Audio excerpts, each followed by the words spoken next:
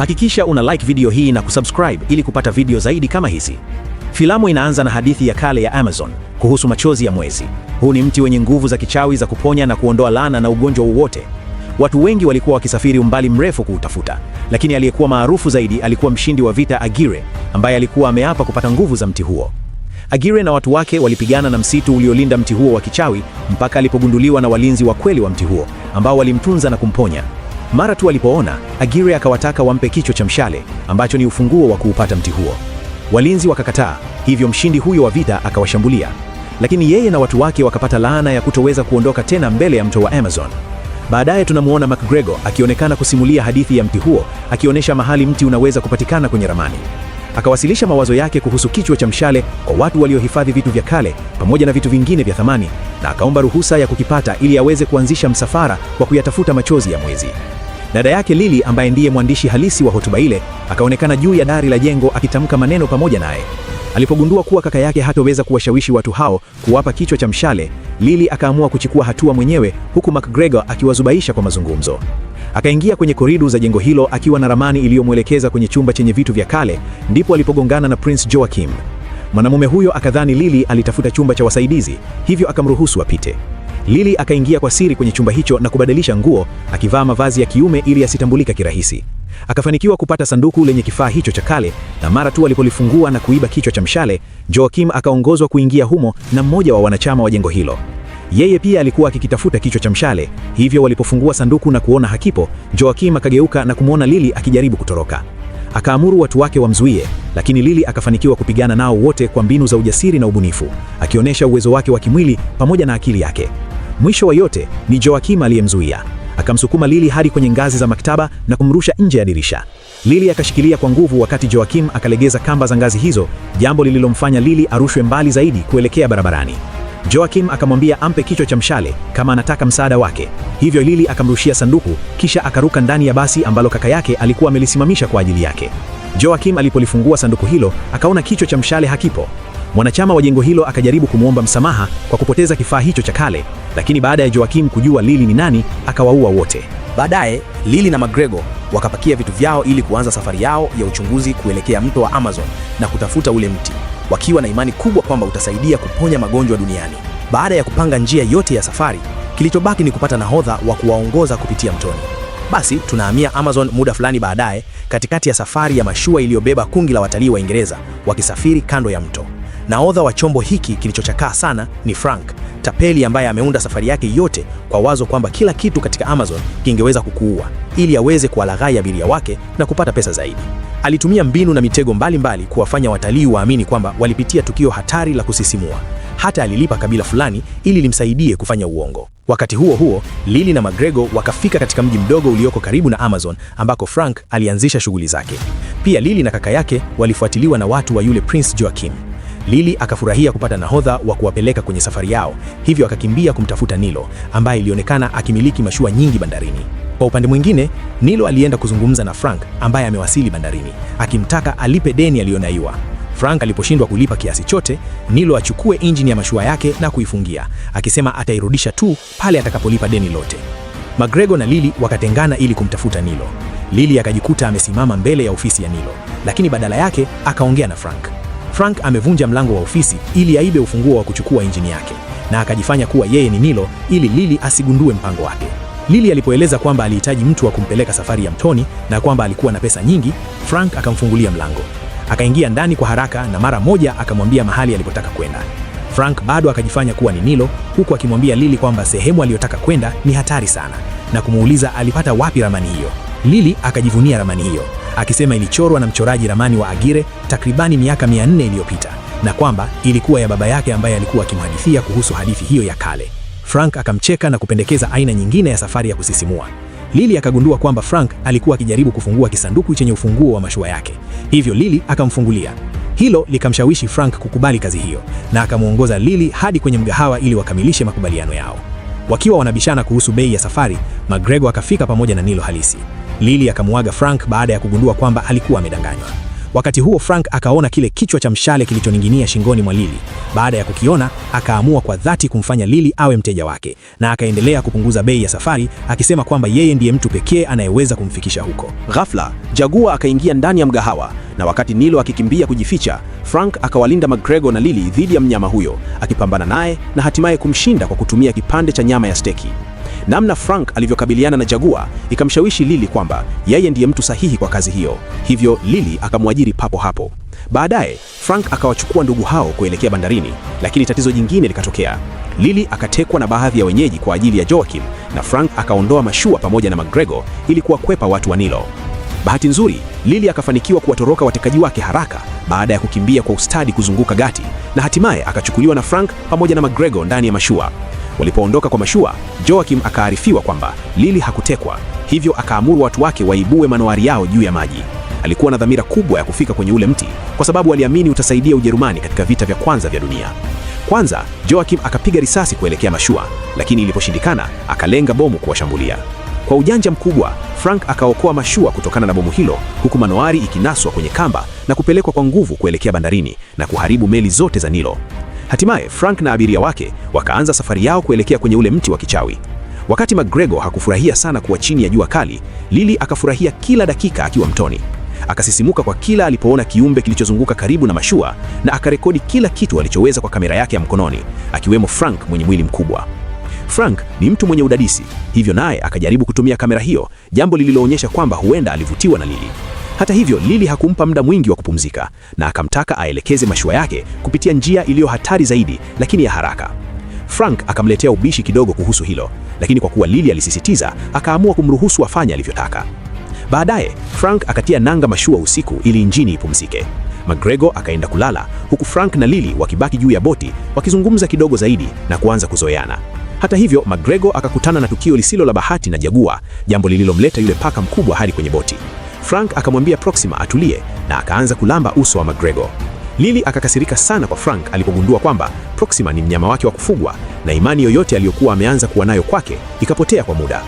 Wakati huo huo, Joachim pia akabadilisha mwelekeo wa safari yake, akikusudia kuwapata wale wakoloni wa Kihispania waliolaaniwa ili wamsaidie kupata njia ya kwenda kwenye ule mti.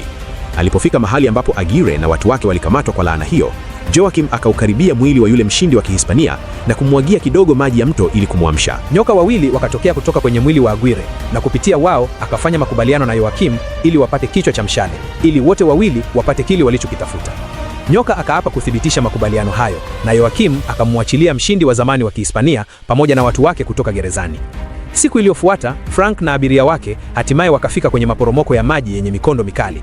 Walipoendelea kupita katika maji hatari, Frank akafanikiwa kuweka boti ikiwa juu ya maji bila kuzama, na Lily akasisitiza waendelee na njia hiyo hiyo licha ya hofu na hali mbaya aliyojisikia. Boti karibu ianguke kwenye mteremko mkali sana wakati wa safari yao kwenye maporomoko hayo, jambo lililowatisha wote, lakini Frank akafanikiwa kuiongoza tena hadi kwenye maji tulivu. Ingawa boti ilitulia, lakini abiria wake hawakutulia kabisa, hivyo wote wakatapika pembeni ya boti, hata Proxima pia. Baadaye, Frank na McGregor walipokusanya miti ili kuwasha injini, kaka huyo akamweleza sababu zake za kujiunga na safari ya Lily, ingawa yeye si mtu wa matukio ya hatari kama dada yake. Baada ya kugundua kuwa yeye ni muoga, Lily ndiye pekee katika familia yao aliyebaki kuwa upande wake, na kwa sababu hiyo yuko tayari kumfuata popote. Wakati huo huo, Lily akaingia kwa siri kwenye chumba cha Frank ndani ya boti na kufanya ugunduzi wa kushangaza. Frank aliporudi kwenye boti, Lily akamkabili kuhusu vifaa na ramani zote alizozipata kwenye chumba chake zilizohusiana na ule mti, akidhani kwamba Frank pia aliutafuta kwa ajili yake mwenyewe. Frank akamwambia kwamba huenda ilikuwa hivyo zamani, lakini si kwa sasa. Akasema pia kwamba hiyo ndiyo iliyokuwa sababu yake ya kuja Amazon, kutafuta uchawi wa mti huo, ingawa hakuwahi kuupata. Ghafla, boti ikavamiwa na kabila moja ambalo Frank alikuwa amelilipa pesa, na wakaendelea kuigiza mchezo huo kwa muda mbele ya Lily na McGregor. Frank akacheza nafasi ya mfasiri kati ya Lily na chifu wa kabila hilo hadi pale Lily alipojidisha mambo na chifu akaamua kusitisha ule mchezo wa kuigiza. Lily na McGregor hawakufurahishwa kabisa walipogundua ukweli. Baadaye kidogo, Lily akamwomba mwanamke mmoja wa kabila hilo amsaidie kutafsiri alama zilizo kwenye kichwa cha mshale. Mwanamke huyo akamwambia kwamba alama hizo zilimaanisha kuwa yule aliyelitafuta chozi la mwezi lazima abadilishe maji kuwa jiwe na kuponya moyo uliovunjika. Mti huo lazima uwe chini ya mwezi adimu unaolia ili utoe ua maalum, na kulingana na mwanamke huyo, jambo hilo litatokea ndani ya siku 2. Akasema kwamba ili kufika kwenye mti huo, lazima ufuate nyoka aliyejiuma mkia wake mwenyewe, picha ambayo Lily akakumbuka kuiona kwenye ramani na akaipata hapo hapo. Lily akafikiri angeweza kufika mahali hapo kwa mtumbwi bila msaada wa Frank, hivyo akamlipa pesa zake zilizobaki. Usiku huo kijiji kikashambuliwa na wale watu waliolaaniwa ambao walitafuta kichwa cha mshale. Frank, McGregor na Lily kila mmoja akapambana na mtu tofauti. Mmoja wao akafanikiwa kunyakua kichwa cha mshale kutoka shingoni mwa Lily na kukipeleka kwa Aguirre. Mshindi wa Kihispania akajaribu kukimbia, lakini Frank akamzuia na kupigana naye wakigombania kile kifaa cha kale. Aguirre akamchoma kwa kisu na kabla hajaanguka kupitia kwenye miti, akaiba tena kichwa cha mshale na kukitupa kwa Lily. Chifu akawaokoa Lily na McGregor, akiwashusha salama na kumwambia Lily akimbie kwa kujificha mbali na mto ambapo wale washindi wa Kihispania hawawezi kumfikia. Lily alipokimbia, nyoka wa Aguirre wakamfikia na kumkamata, lakini kabla Aguirre hajafanya chochote kwa Lily, msitu ukamvuta yeye na watu wake kurudi mtoni. Wakati washindi hao wakijikusanya tena, wakagundua kwamba walihitaji msaada wa Joachim ili kumfikia Lily. Mmoja wa watu wa Aguirre akawatuma nyuki wake kwa yule mkuu ili kumjulisha hali yao. Asubuhi iliyofuata, Lily akamkuta Frank na kufurahi akifikiri kwamba yuko hai na mzima. Chifu na McGregor walipofika, wakagundua kuna kisu kimechomekwa mgongoni mwa Frank. Frank hana budi ila kusema ukweli kwamba hapo zamani alikuwa mmoja wa washindi wa Aguirre. Kabla hajaweza kueleza zaidi, Lily akalazimika kungoa kile kisu kutoka kifuani mwake. Alipokitoa bila kumuumiza Frank hata kidogo, McGregor akazimia baada ya kushuhudia tukio hilo. Baadaye, Lily akamwamsha ili kumuaga kwa sababu ataendelea na safari iliyobaki akiwa na Frank peke yao. Wakati huo huo, nyuki wa wale washindi waliolaaniwa wakafika kwenye manowari ya Joachim na akawakaribisha ndani. Mmoja wa nyuki akamwonyesha mahali kilipo kile kichwa cha mshale kwenye ramani na wakaweza hata kuongea kana kwamba wana mazungumzo kamili, jambo lililowashangaza sana wasaidizi wake. Wakiwa tena kwenye boti na kuendelea na safari yao, Frank na Lily wakazungumza kuhusu maisha yake katika miaka 400 iliyopita. Akamwambia kwamba alikuwa rafiki mkubwa wa Aguirre, hivyo walienda pamoja Amazon kutafuta machozi ya mwezi kwa sababu Aguirre alitaka kumwokoa binti yake aliyekuwa akifa. Frank alikuwa mchora ramani wake. Kiuhalisia, yeye ndiye aliyechora ramani ya mto ambayo Lily alikuwa nayo. Frank alimfuata Aguirre hadi ndani kabisa ya msitu kutafuta ua la mti wa kichawi. Lakini alipogundua kile ambacho Aguirre alikuwa tayari kufanya kwa kabila lililowaokoa, alitambua kwamba hawezi kushiriki katika jambo hilo. Frank alimzuia Aguirre kumuua binti wa chifu ambaye alifanikiwa kutoroka akiwa na kile kichwa cha mshale, huku chifu akiwalaani wote kwa pumzi yake ya mwisho. Kadiri miaka ilivyopita, Frank na Aguirre waliendelea kupigana mara kwa mara mpaka Frank alipowafunga yeye na watu wake ndani ya pango ambapo msitu haukuweza kuwarudisha mtoni. Kwa miaka 300, msitu uliharibu miili yao, ukiwageuza kuwa viumbe wa kutisha kama walivyo sasa. Lily akamsikiliza kwa makini na kumuuliza alifanya nini katika karne hizo 3 zilizopita. Frank akamwambia kwamba alijenga mji ule ambao Lily alimkuta akiishi, akipata na kupoteza marafiki njiani, huku akiamua kuendelea kutafuta machozi ya mwezi. Alijenga mashua yake na akatafuta kile kifaa cha kale katika mto wote, lakini hakupata chochote mpaka siku moja akaacha tu kutafuta na kuanza kuwapeleka watalii matembezini kwenye mto. Kwa miaka mingi aliendelea kuokota wanyama waliopotea, hasa chui wakubwa kama alivyowaita, na aliendelea kuwalea mmoja baada ya mwingine. Ndiyo maana akawapa jina Proxima, lililomaanisha anayefuata. Wakati huo huo, Prince Joachim akamkuta McGregor kwa kutumia manowari yake. Akamchukua McGregor na kumtishia ili amwambie mahali ulipo mti wa machozi ya mwezi. McGregor akamwonyesha eneo hilo kwenye ramani na Joachim akaua nyuki wa Aguirre ili wasiweze kumpelekea bwana wao taarifa hiyo. Wakati Frank na Lily wakisafiri kuelekea eneo hilo hilo, Frank akamweleza Lily nini kitakachotokea atakapopata ua kutoka kwenye ule mti. Akasema atakuwa na chaguo mbili na atachagua ile itakayompa hatimaye mapumziko. Siku iliyofuata wakafika mahali ambapo mto umefungwa. Lily akadhani wamefika sehemu ambayo maji hubadilika kuwa jiwe kama ilivyoelezwa na kile kichwa cha mshale. Frank akaogelea chini ya maji na kugundua chumba cha kale chenye kishikio, lakini akarudi juu kumwambia Lily kwamba yeye ndiye atalazimika kukifungua kwa sababu yeye hawezi kupenya ndani. Lily akaogopa kidogo kwa kuwa hajui kuogelea, lakini hatimaye Frank akamshawishi kwamba hakuna njia nyingine, hivyo wakaingia majini pamoja. Walipoingia kwenye kile chumba, Lily akasukuma kishikio kilichofunga mlango, na alipoanza kupanic, Frank akampa hewa kidogo kwa kumbuso. Lily akafanikiwa kushusha kile kishikio cha kale, huku Frank akivamiwa na samaki wakali aina ya piranya. Maji yakaanza kutoka kwenye lile pango, lakini Lily hakuwa na njia ya kutoka mpaka maji yote yatakapokwisha.